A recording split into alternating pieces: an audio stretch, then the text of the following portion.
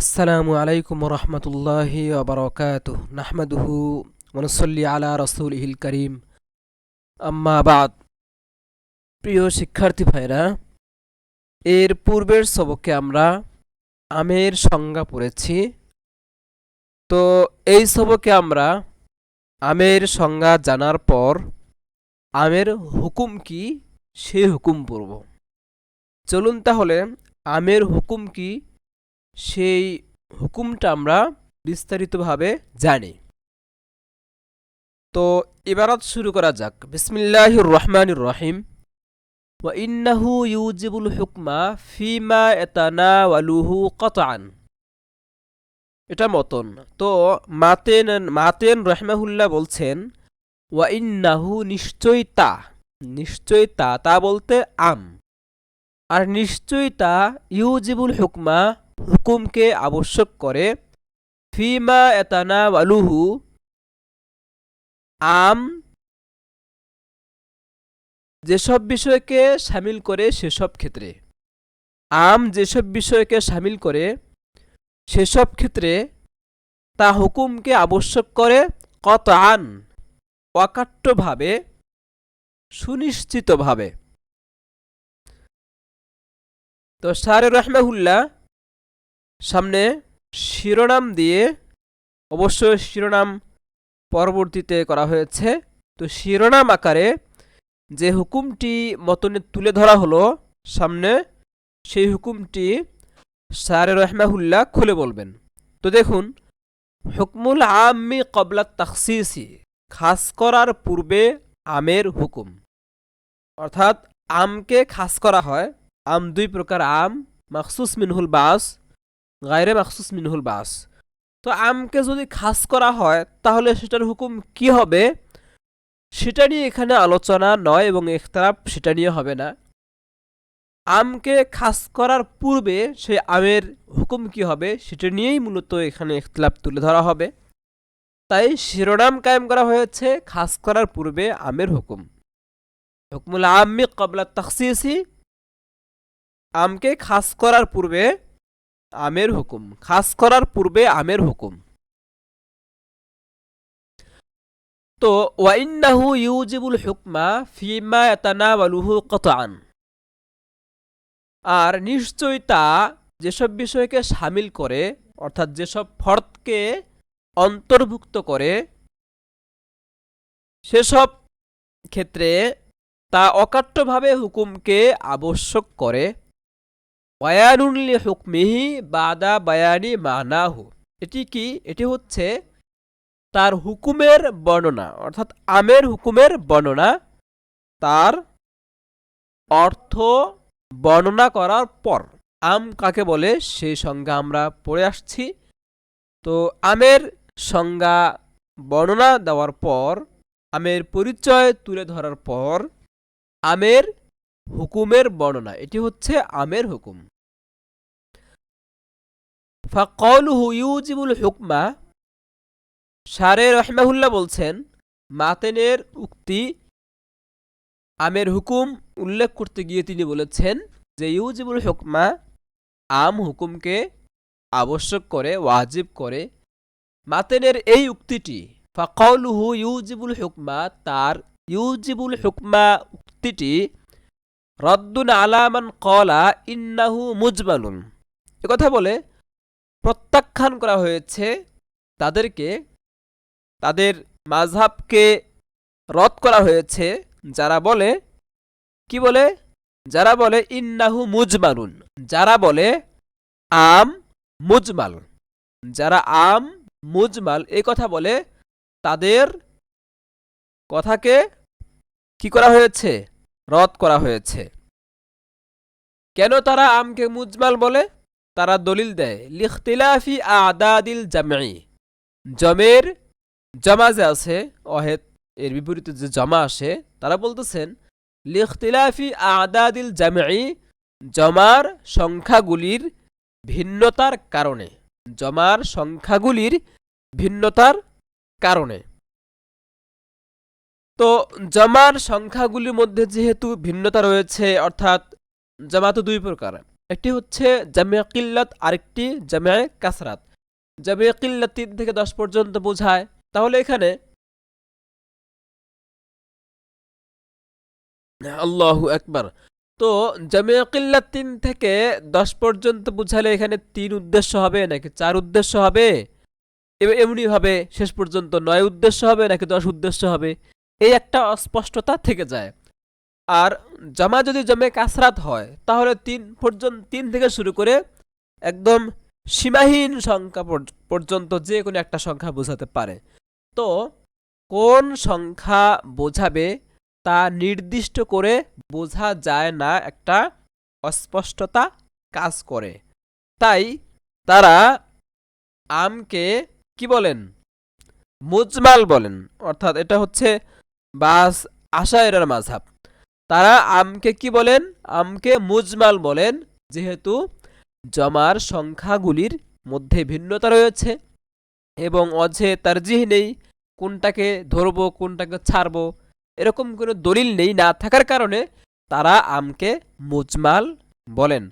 ফালা ইয়াকুনু মুজিবান আসলান, তাই মোটেই তা ওয়াজিবকারী হবে না, অর্থাৎ আম মোটেই হুকুমকে ওয়াজিব করবে না। তারা বলতে চান যে বাল ইয়াজিবু তাওয়াক্কুফু হাত্তা ইয়াকুমা দালিলু আলা মুআয়্যানিন, বরং আমের হুকুম কি হবে, এই হুকুমের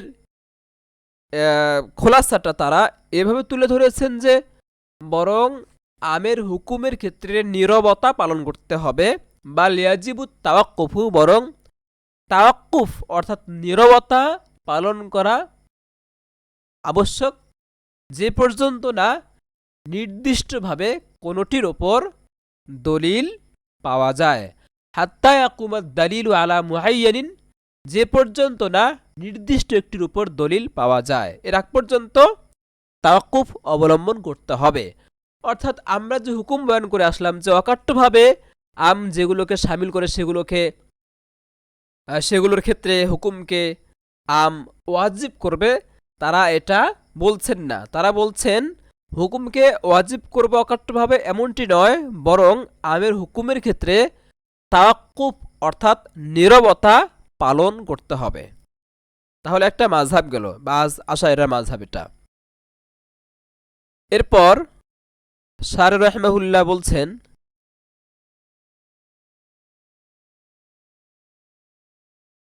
এটা তো আমরা পড়লাম তাই না, যে নির্দিষ্ট কোনো একটির ওপর দলিল পাওয়ার আগ পর্যন্ত কি করতে হবে, তাওয়াক্কুফ করতে হবে। এরপর দেখুন হাত্তা ইয়াজুজা, ইয়াজুজু লিখেছে এখানে, ইয়াজুজা হবে হাত্তা ইয়াজুজা নাসখুল খাসি বিহি, তাই এর দ্বারা খাসকে রহিত করা জায়েজ। অর্থাৎ এখান থেকে হাত্তায় মানে তাফরিয়া, এখান থেকে হুকুম বয়ান করা হচ্ছে যে যেহেতু আমের উপর আম যেগুলোকে শামিল করে সেগুলোর ক্ষেত্রে হুকুমকে অকাট্যভাবে ওয়াজিব করে, তার মানে আম এটা খাসের মতোই গুরুত্বপূর্ণ। খাস যেমন অকাট্যভাবে বোঝায়, আমও অকাট্যভাবে বোঝায়, তাই এটার শক্তি কিরকম হলো, খাসের শক্তির মতো হলো। হাত্তা ইয়াজুজা নাসখুল খাসি বিহি, তাই এর দ্বারা খাসকে মানসুখ করা, রহিত করা জায়েজ। যেমন সামনে উদাহরণ নিয়ে আসা হয়েছে, কা হাদিসিল উরানিয়িনা, যেমন হাদিসে উরানিয়িন। হাদিসে উরানিয়িন কি সামনেই বিস্তারিত বলা হবে। যেমন হাদিসে উরানিয়িন নুসিখা বিকাউলিহি আলাইহিস সালাম, নবী আলাইহিস সালামের কথার দ্বারা এটাকে এই হাদিসে উরানিয়িনকে মানসুখ করা হয়েছে। সেই নাসিখ হাদিস কি, যে নবী আলাইহিস সালামের বাণী ইস্তানজিহু আনিল বাউল, তোমরা পেশাব থেকে বিরত থাকো, বেঁচে থাকো, এই উক্তির দ্বারা হাদিসে উরানিয়িনকে মানসুখ করা হয়েছে। ওয়া ক্বাউলুহু ফিমা ইয়াতানাওয়ালুহু রাদ্দুন আলা মান ক্বালা লা ইউজিবুল রদ্দুন আলা মান ক্বালা লা ইউজাবুল ফারদু ইল্লাল ওয়াহিদা ওয়ালাল জামউ ইল্লা সালাসা ওয়াল বাকি মাওকুফুন আলা কিয়ামিদ দালিলি। হ্যাঁ, শাহরুর রাহমাহুল্লাহ বলছেন তার উক্তি অর্থাৎ মাতেনের উক্তি ফিমা ইয়াতানাওয়ালুহু, এই যে উক্তিটি কেন বলেছেন একথা বলে রদ্দুন রদ করা হয়েছে আলামান কলা তাদেরকে যারা বলে লা ইউজিবুল ফারদু ইল্লাল ওয়াহিদা, ফরদ অর্থাৎ যদি এমন হয় যে আমের সিগাটি একক একটি সিগা ওয়াহিদের সিগা এমন যদি হয় তাহলে মাত্র একটিকে আবশ্যক করবে। হ্যাঁ, লা ইউজিবুল ফারদু ইল্লাল ওয়াহিদা, যদি মানে আমের যে সিগাটা এই সিগাটা হয়তো ওয়াহিদের সিগা হবে অথবা জমার সিগা হবে। যদি ওয়াহিদের সিগা হয় তাহলে একটি ফরদকে বুঝাবে, আর জমার সিগা যদি হয় তাহলে সর্বনিম্ন যেহেতু তিনটি ফরদকে বুঝাবে, এর বেশি নয়। এই কথাই বলছেন। তো এই কথা যারা বলেন তাদেরকে রদ করা হয়েছে ফিমা ইয়াতানাওয়ালুহু বলে। রদ্দুন আলা মান কলা, তাদের কথাকে রদ করা হয়েছে যারা বলে লা ইউজিবুল ফারদু ইল্লাল ওয়াহিদা, ফরদ অর্থাৎ যদি একক সিগা হয় তাহলে সেটা একটিকে আবশ্যক করবে, একটি ফরদকে আবশ্যক করবে। ওয়ালাল জামউ ইল্লা সালাসা, আর জমা যদি হয় আমের সিগাটা তাহলে জমাটা শুধু তিনটি ফরদকে কি করবে আবশ্যক করবে। ওয়াল বাকি মাওকুফুন আলা কিয়ামিদ দালিলি, আর পরবর্তীতে এই ওয়াহিদের সিগা হইলে যদি আমের সিগাটা ওয়াহিদ হয় তাহলে একটিকে বুঝাবে আর একটি ছাড়া বাকি যেগুলো রয়েছে। আর যদি আমের সিগাটা জমা হয় তাহলে তিনটিকে বুঝাবে, এই তিনটি ফরদ ছাড়া বাকি যেগুলো রয়েছে এগুলো কি হবে, এগুলোর হুকুম কি বলা হচ্ছে। ওয়াল বাকি মাওকুফুন আলা কিয়ামিদ দালিলি, আর অবশিষ্ট যেগুলো ফরদ রয়েছে সেগুলো দলিল পাওয়ার উপর নির্ভরশীল থাকবে। যদি দলিল পাওয়া যায় তাহলে সেগুলোকেও শামিল করবে, অকাট্যভাবে সেগুলোকে অন্তর্ভুক্ত করে নেবে। আর যদি দলিল পাওয়া না যায় তাহলে নীরবতাই পালন করতে হবে। আর ওয়াকালুহু কতআন, আর মাতেনের উক্তি কতআন শব্দটি রদ্দুন আলা মা ক্বালা শাফিঈ রাহিমাহুল্লাহ। আচ্ছা, এর আগে যে এই কথাটি বলা হলো যে যদি সিগা ওয়াহিদ হয় একটি ফরদ বুঝাবে আর জমা হলে তিনটি ফরদ বুঝাবে, তো কেন? কারণ তারা দলিল হিসেবে বলে থাকেন যদি ওয়াহিদ হয় একটি ফরদকে বুঝাবে, এটা তো নিশ্চিত, কিন্তু একটির বেশি এটা তো অনিশ্চিত। এমনিভাবে যদি জমা হয় জমার সর্বনিম্ন কত? ৩। তো ৩কে বোঝাবে এটা নিশ্চিত, এর বেশি অনিশ্চিত। তাই অনিশ্চিত বিষয়গুলো, অনিশ্চিত যেগুলো ফরদ থাকবে এগুলোকে বাদ দিয়ে নিশ্চিত যেসব ফরদকে শামিল করবে এগুলোই কি বোঝাবে। আর ওয়াহিদের ক্ষেত্রে ১ আর জমার ক্ষেত্রে কি ৩, তাই তারা এমনটি বলেছেন। আমরা বলি যদি ওয়াজহে তারজিহ না থাকে, যদি ওয়াজহে তারজিহ না থাকে তখন আমদ্বারা কুল উদ্দেশ্য হবে, অর্থাৎ সবগুলোকে উদ্দেশ্য নিতে হবে। তাই মুজমাল বলারও কোনো সুযোগ নেই, আবার মানে তারজিহ বিলা মুরাজ্জিহ লাজিম আসলো এ কথা বলারও কি কোনো সুযোগ নেই। তো ওয়াকাউলুহু কতআন, আর তার উক্তি কতআন, এই শব্দটি কেন বলা হয়েছে? এই শব্দটি বলা হয়েছে এজন্য যে এটা রদ্দুন আলামা ক্বালা শাফিঈ রাহিমাহুল্লাহ, ইমাম শাফিঈ রাহিমাহুল্লাহ যা বলেছেন তাকে প্রত্যাখ্যান করা হয়েছে, রদ করা হয়েছে।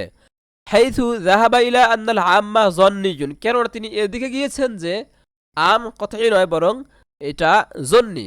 লিয়ান্নাহু মা মিন আমিন ইল্লা ওয়াকাদ খুস্সা মিনহুল বাদু, কেননা যে কোনো আমকেই, যে কোনো আম রয়েছে, যে যত আম রয়েছে সব আম থেকেই কি কোনো না কোনো ফরদকে খাস করা হয়।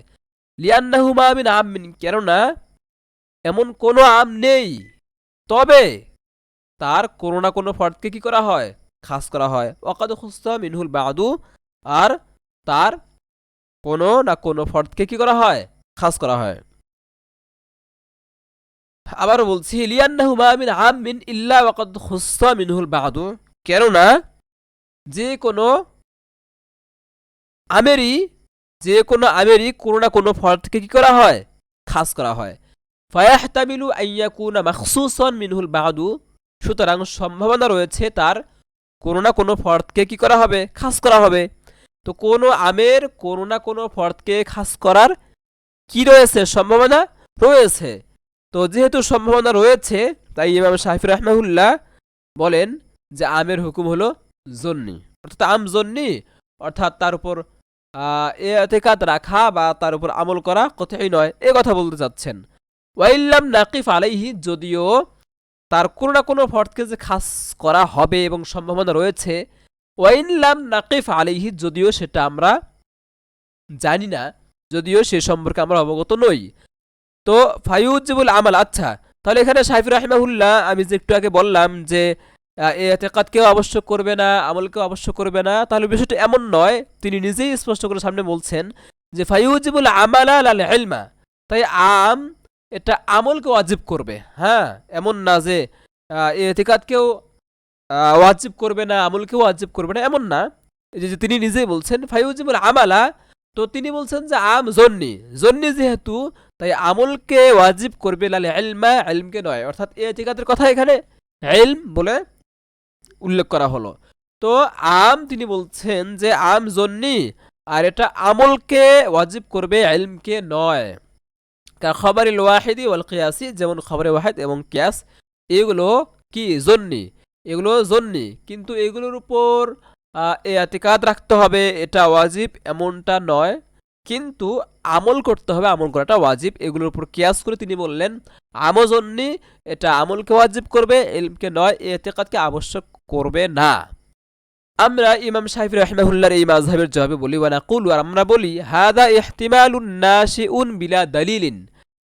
ইমাম শাফি রাহিমাহুল্লাহ যেটা বললেন, এটি বিনা দলিলে, অর্থাৎ দলিলবিহীন উদ্ভূত একটি সম্ভাবনা। আহুয়া লা ইউতাবারু, আর এটির কোনো ধর্তব্য নেই। ওয়া ইযা খুসসা আনহুল বাদু, আর যদি তার থেকে কোনো ফরদকে কি করা হয়, খাস করা হয়, কানা ইহতিমালান নাশিআন আন দালিলিন, তখন সেই সম্ভাবনাটি দলিল থেকে সৃষ্ট সম্ভাবনা হবে। ফায়াকুন মুতাবারান, তাই সেটির ধর্তব্য হবে। ফাইনদানা, তাহলে কি হলো, ইখতিলাফটা তুলে ধরা হলো, আর আমাদের মাযহাব কি সেটাও মতনে বলা হয়েছে। আবার চূড়ান্তভাবে সর্বশেষ বলা হচ্ছে ফাইনদানা, অতএব আমাদের মতে আল আম্মু কতঈউন, আম কতঈ অর্থাৎ অকাট্য, ফায়াকুনু মুসাবিয়ান লিল খাসি, সুতরাং তা খাসের পর্যায়ে হবে। সুতরাং তা কিসের পর্যায়ে, খাসের পর্যায়ে। এরপর সামনে আম যে খাসের পর্যায়ে এবং আমের মাধ্যমে খাস বা খাসের হুকুমকে যে মানসুখ করা যায়, তার একটা নজির সামনে পেশ করা হবে, এবং সামনে হাদিসে নাসেখ এবং হাদিসে মানসুখ উল্লেখ করা হবে বিস্তারিতভাবে। তো চলুন আজকের জন্য আমরা সেই নাসেখ, হাদিসে নাসেখ এবং হাদিসে মানসুখের আলোচনা শেষ করেই আজকের সবকে ইতি টানব। তো চলুন সেই হাদিসে নাসেখ এবং হাদিসে মানসুখ, অর্থাৎ আম যেটা সেটা হবে নাসেখ, আর খাস যেটা সেটা মানসুখ। এই হাদিসে নাসেখ আমের মাধ্যমে আমরা হাদিসে মানসুখ খাসকে কি করব, এখানে নস্খ করব। তো চলুন, তাফরিআনে আলা কাউনিল আম্মি মুসাওয়িয়ান লিল খাসি ফি দালালাতি, নির্দেশনার ক্ষেত্রে আম খাসের পর্যায়ে। তো এই কথার ভিত্তিতে দুটি শাখা মাসলা, তো দুটি শাখা মাসলা বা দুটি শাখা বিষয়ের আমরা প্রথমটি পড়ছি আজকের সবকে, আর দ্বিতীয়টি আমরা পরবর্তী সবকে পড়ব। তো ধরুন প্রথম শাখা বিষয় যে আম খাসের পর্যায়ে, তাই আমের মাধ্যমে আমরা খাসকে কি করব, রহিত করব। আর তাফরিউল আউয়ালু, প্রথম শাখা বিষয়, আর তাফরিউল আউয়ালু, প্রথম তাফরি, নাসখুল খাস বিল আম্মি, আমের দ্বারা খাসকে রহিত করা। হাত্তা ইয়াজুজা নাসখুল খাস বিহি, তাই এর দ্বারা, আই বিল আম্মি, আমের দ্বারা খাসকে রহিত করা জায়েজ। লিআন্নাহু ইশতারাতু ফিন নাসিখি, কেননা নাসিখের মধ্যে শর্ত হলো আইয়াকুনা মুসাওয়িয়ান লিল মানসুখি আও খায়রা মিনহু, তা মানসুখের বরাবর হবে অথবা তার থেকে উত্তম হবে। কা হাদিসুল উরানিয়িনা, যেমন হাদিসে উরানিয়িন, নুসিখা বিকাউলিহি আলাইহিস সালাম ইস্তানজিহু আনিল বাউল, নবী আলাইহিস সালামের উক্তি ইস্তানজিহু আনিল বাউল, তোমরা পেশাব থেকে বেঁচে থেকো, তোমরা বিরত থাকো। এই ইস্তানজিহু আনিল বাউল, এই উক্তির মাধ্যমে হাদিসে উরানিয়িনকে মানসুখ করা হয়েছে। ফাইন্না আম্মাতা আযাবিল কবরি মিনহু, এই ইস্তানজিহু আনিল বাউলের পরবর্তী অংশ, যে ফাইন্না আম্মাতা আযাবিল কবরি মিনহু, কেননা কবরের অধিকাংশ শাস্তি এর কারণেই হয়ে থাকে।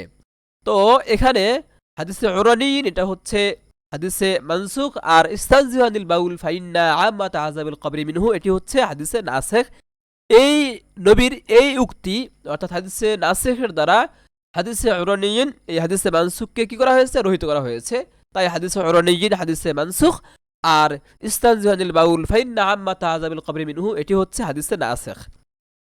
ওয়া উরানিয়ুনা কাবিলাতুন ইনসাবুনা ইলা উরাইনাতা, উরানিয়ুন এটি একটি গোত্র, একটি গোত্রকে উরানিয়ুন বলা হয়।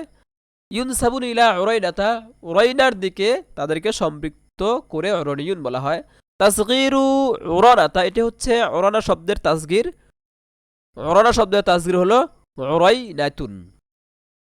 তো এই উরাইনা এটি উরানা বা উরাইনা এটি হিয়া ওয়াদিন বি আরাফাতিন, আরাফাতের একটি প্রান্তের নাম, একটি উপত্যকার নাম। ওয়া হাদিসুহুম মা রাওয়া আনাস ইবনে মালিক রাদিয়াল্লাহু আনহু, তাদের বৃত্তান্ত হলো যা বর্ণনা করেছেন হযরত আনাস বিন মালিক রাদিয়াল্লাহু আনহু। আন্না কওমান মিন উরাইনাতা আতাউল মাদিনাতা, তিনি বর্ণনা করেছেন যে উরাইনা একটি সম্প্রদায়, উরাইনা তো একটা গোত্রের নাম, তাই না?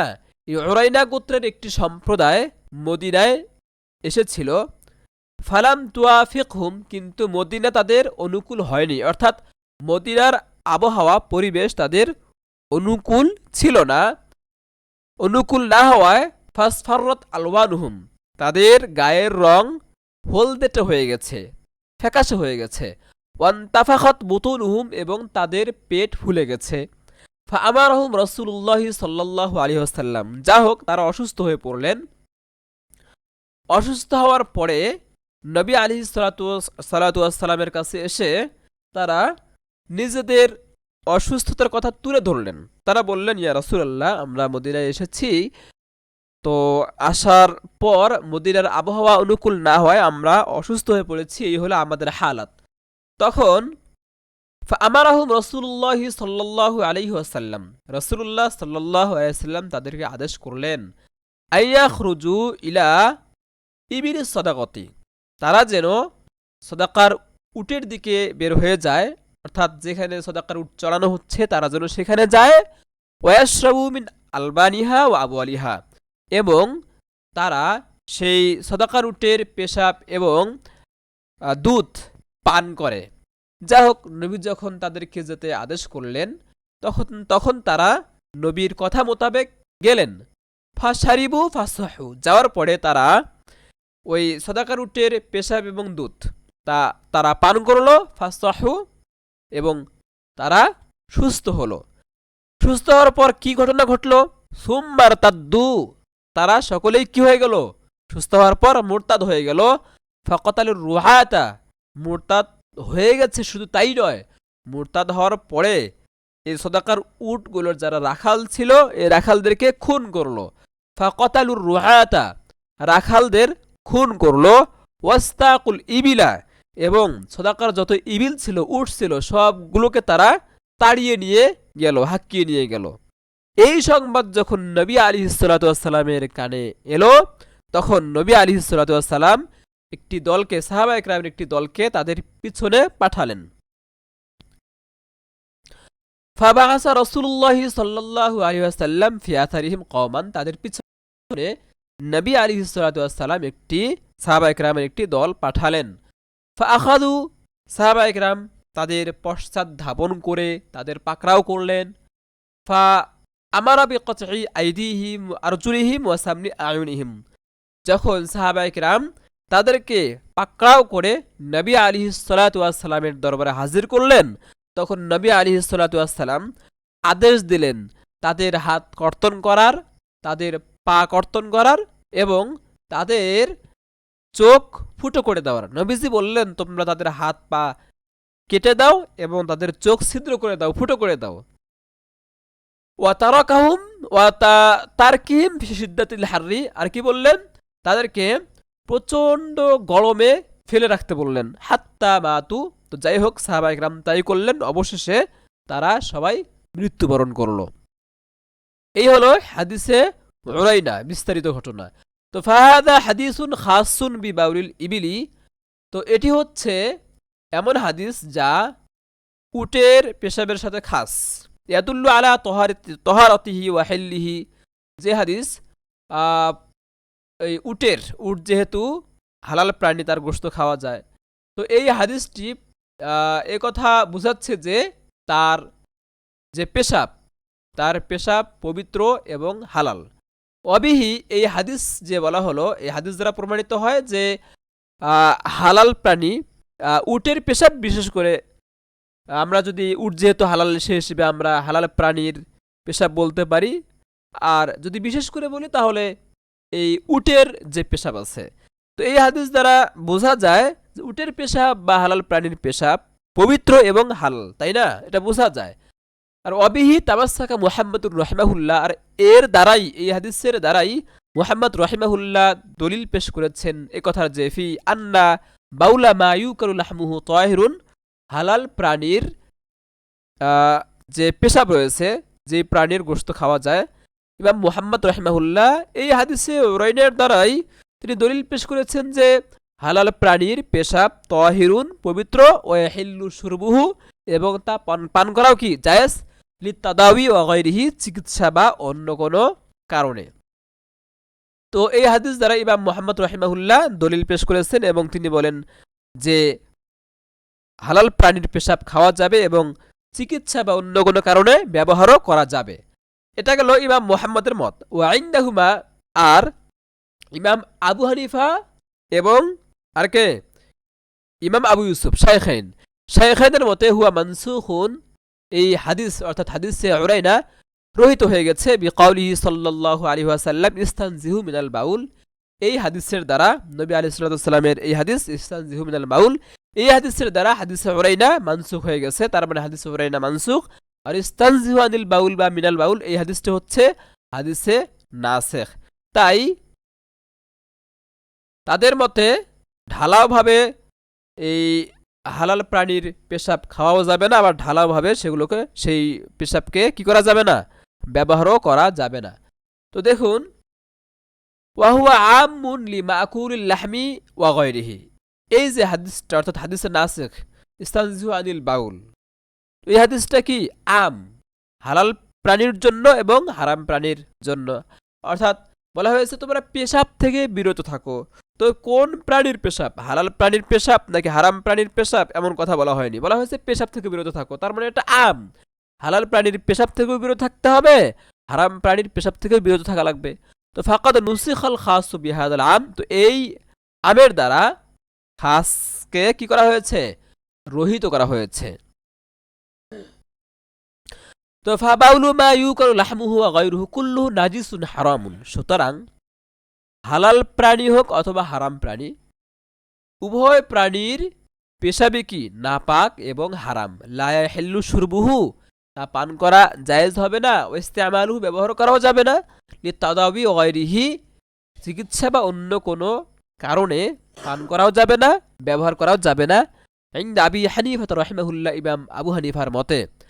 ওয়া ইয়াহিল্লু ইনদা আবি ইউসুফ রাহিমাহুল্লাহ, আর ইমাম আবু ইউসুফ রাহিমাহুল্লাহর মতে কি করা যাবে, মানে যদি চিকিৎসার উদ্দেশ্য হয় তাহলে পান করা হোক অথবা ব্যবহার করা হোক, চিকিৎসার উদ্দেশ্যে যাবে, এটা হচ্ছে জরুরতের কারণে, এমনিতে যাবে না, জরুরতের কারণে। ওয়াহিল্লু ইনদা আবি ইউসুফা, ইমাম আবু ইউসুফের মতে হালাল রাহিমাহুল্লাহ, ফি তাদাবি, চিকিৎসা গ্রহণের ক্ষেত্রে, জরুরতি, প্রয়োজনের কারণে, আলা মাউরিফা, যেমনটি ফিখের কিতাবে যেমনটি জানা গিয়েছে, অথবা যদি না জেনে থাকি তাহলে আমরা ফিখের কিতাবে পড়ব, জানা যাবে। তো এখানে প্রিয় তালিবানি ইলম, আমরা এখানে হারাম বা হালাল মানে প্রাণীর যে পেশাব রয়েছে, হালাল বা হারাম প্রাণীর যে পেশাব, তা পান করা যাবে কিনা, ব্যবহার করা যাবে কিনা, এখানে আমরা মোটামুটিভাবে আমাদের আইম্মায়ে সালাসার ইখতিলাফটা পেলাম, তাই না? তাহলে ইখতিলাফটা কি, ইমাম মুহাম্মদ রাহিমাহুল্লাহর মতে ঢালাওভাবে হালাল বা হারাম প্রাণীর যে পেশাব রয়েছে, হালাল বা হারাম প্রাণীর পেশাব ঢালাভাবে খাওয়াও যাবে, ব্যবহার করাও যাবে। আর ইমাম আবু হানিফা রহমাতুল্লাহি আলাই, ইমাম আবু হানিফার মতে খাওয়াও যাবে না, ব্যবহার করাও যাবে না।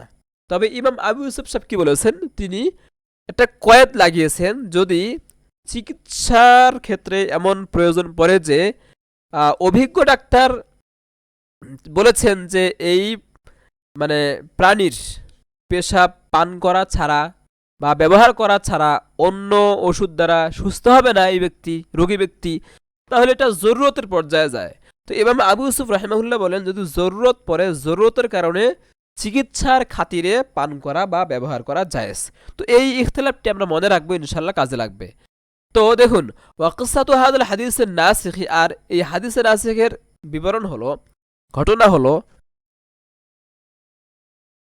মা রুবিয়া, যা বর্ণিত রয়েছে, আন্নাহু আলাইহিস সালাতু ওয়াসসালাম, নবী আলাইহিস সালাতু ওয়াসসালাম, লাম্মা ফারাগা মিন দাফনি সাহাবিয়্যিন সালিহিন, যখন তিনি একজন নেককার সাহাবীর দাফন থেকে ফারেগ হলেন, উবতুলিয়া বি আযাবিল কবর, যেই সাহাবী কবরের শাস্তির শিকার হয়েছিলেন। তো এমন একজন নেককার সাহাবী, তাকে শাস্তি দেওয়া হচ্ছে কবরে, তিনি শাস্তির শিকার হয়েছেন। তো এমন নেককার সাহাবীর দাফন থেকে যখন তিনি ফারেগ হয়েছিলেন, পরে ওহীর মাধ্যমে জানতে পেরেছেন যে কবরে তার শাস্তি হচ্ছে। তখন নবী আলাইহিস সালাতু ওয়াসসালাম যা ইলা মুরাতিহি, তার স্ত্রীর কাছে গেলেন। ফাসআলাহা আন আমালিহি, যাওয়ার পরে তার আমল সম্পর্কে জিজ্ঞেস করলেন যে তোমার স্বামীকে আমরা দাফন করে আসলাম, পরে আমি জানতে পারলাম যে কবরে তার শাস্তি হচ্ছে, এটার কারণ কি? স্ত্রীর কাছে জিজ্ঞেস করেছেন, কারণ প্রত্যেক স্ত্রী তো জানে তার স্বামী কি আমল করত বা তার স্বামী ব্যক্তি হিসেবে কেমন। তাই নবী আলাইহিস সালাতু ওয়াসসালাম জিজ্ঞেস করেছেন তার স্ত্রীকে তার আমল কেমন ছিল। ফাকালাতুন, এটা ফাকালাত হবে এটা। তো তিনি বললেন, স্ত্রী বললেন যে কানা ইয়ারা আল গনামা, যে স্বামীর কথা বলছেন, যে সে মেষ চড়াতো, বকরি চড়াতো, ওয়ালা তারাজ্জাহু মিন বাউলিহি, তবে এই বকরির পেশাব থেকে, ছাগলের পেশাব থেকে নিজেকে বিরত রাখতো না, বাঁচিয়ে রাখতো না। তো এই কথা যখন স্ত্রী বললেন, নবী আলাইহিস সালাতু ওয়াসসালাম এই কথা শুনে, ফাহিনা ইয ক্বালা আলাইহিস সালাতু ওয়াসসালাম, তখন নবী আলাইহিস সালাতু ওয়াসসালাম বললেন, ইস্তানজিহু মিনাল বাউল, তোমরা পেশাব থেকে বেঁচে থাকো, বিরত থাকো। ফাইন্না আম্মাতা আযাবিল কবরি মিনহু, কেননা কবরের অধিকাংশ শাস্তি এর কারণে হয়ে থাকে। তো এখানে বলা হয়েছে ইস্তানজিহু মিনাল বাউল, এখানে কথা বলা হয়নি যে হালাল প্রাণীর পেশাব থেকে তোমরা দূরে থাকবে, হারাম প্রাণীর পেশাব থেকে দূরে থাকবে না, এরকম কিন্তু না। অথবা তোমরা তোমাদের হারাম প্রাণীর পেশাব থেকে দূরে থাকা লাগবে, হালাল প্রাণীর পেশাব থেকে দূরে থাকা লাগবে না, এরকম কিন্তু বলা হয়নি। ঢালাও ভাবে মোতলাক বলা হয়েছে তোমরা পেশাব থেকে দূরে থাকো, কেননা কবরের অধিকাংশ শাস্তি কিসের কারণে হয়? এই পেশাবের কারণেই হয়। তার মানে এই বাউল এটা কি?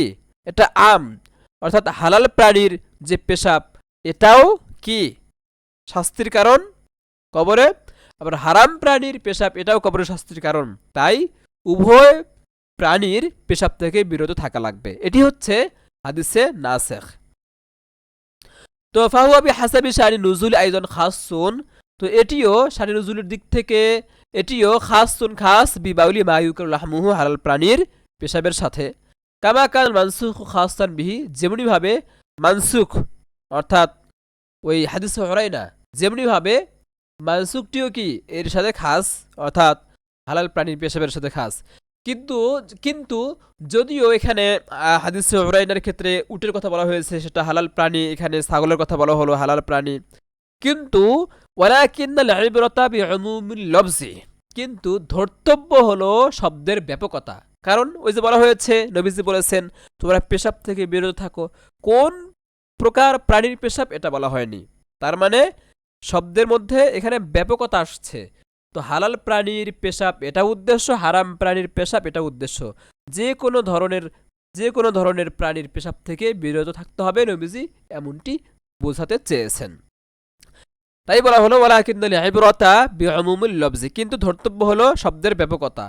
ওয়াল্লাযী ইয়াদুল্লু আলা কাউনি হাদিসুল উরানিয়্যিন মানসুখান বিহাযাল হাদিসি, আর এখান থেকে যে হাদিসে উরানিয়্যিনকে যে নস্খ করা হয়েছে, মানসুখ করা হয়েছে, এর সপক্ষে একটি সমর্থক কথা দলিল হিসেবে পেশ করছেন যে ওয়াল্লাযী ইয়াদুল্লু, যা বোঝায় এ কথা যে আলা কাউনি হাদিসুল উরানিয়্যিন মানসুখান বিহাযাল হাদিস, এই হাদিসের দ্বারা হাদিস উরানিয়্যিন মানসুখ হয়েছে, এ কথা যা বোঝায় তা হলো আন্নাল মুসলাতাল্লাতী তাযাম্মানাহা হাদিসুল উরানিয়্যিন, মুসলা অর্থাৎ অঙ্গ বিকৃতি, যাকে হাদিসে উরানিয়্যিন কি করে, অন্তর্ভুক্ত করে, শামিল করে, এই অঙ্গ বিকৃতির বিষয়টি এটি মানসুখাতুন বিল ইত্তেফাক, সর্বসম্মতিক্রমে কি মানসুখ অর্থাৎ রহিত করা হয়েছে। মুসলা অঙ্গ বিকৃত করা এটা সবার মতেই কি এটা রহিত হয়ে গেছে, আগে জায়েজ ছিল এখন কি জায়েজ নেই। তো এটা বিল ইত্তেফাক সর্বসম্মতিক্রমে। তো এর দ্বারা কেন, লিআন্নাহা কানাত ফি ইবতিদাইল ইসলাম, কেননা তা ইসলামের শুরু যুগে ছিল। তো এটা কিন্তু সর্বসম্মতিক্রমে। তো এখান থেকে বোঝা যায় যে হালাল প্রাণী হোক অথবা হারাম প্রাণী হোক, এগুলোর পেশাব এগুলোও যে আর খাওয়া যাবে না, ব্যবহার করা যাবে না, এবং হাদিসে উরানিয়্যিন এটা যে মানসুখ হয়ে গেছে এর সপক্ষে এটা কি দলিল হতে পারে যে অঙ্গ বিকৃতি মুসলা এটা ইসলামের শুরু যুগে কি ছিল, জায়েজ ছিল, কিন্তু এখন আর জায়েজ নেই, মানসুখ হয়ে গেছে। তো এই হাদিস যেই মুসলাকে শামিল করে, এই মুসলা যেহেতু সর্বসম্মতিক্রমে মানসুখ হয়ে গেছে, তাহলে হাদিস উরানিয়্যিন এটা যে মানসুখ হয়ে গেছে এবং হালাল বা হারাম প্রাণীর যে পেশাব এটা যে আর ব্যবহার করা বা খাওয়া জায়েজ নেই, এটাও যে মানসুখ হয়ে গেছে, এটা সহজেই অনুমেয়। যাই হোক, আজকের সবক আমরা এখানেই রাখলাম, আশা করি আমরা সবাই বুঝতে পেরেছি। তো ভালো থাকবেন। আসসালামু আলাইকুম ওয়া রাহমাতুল্লাহি ওয়া বারাকাতুহু।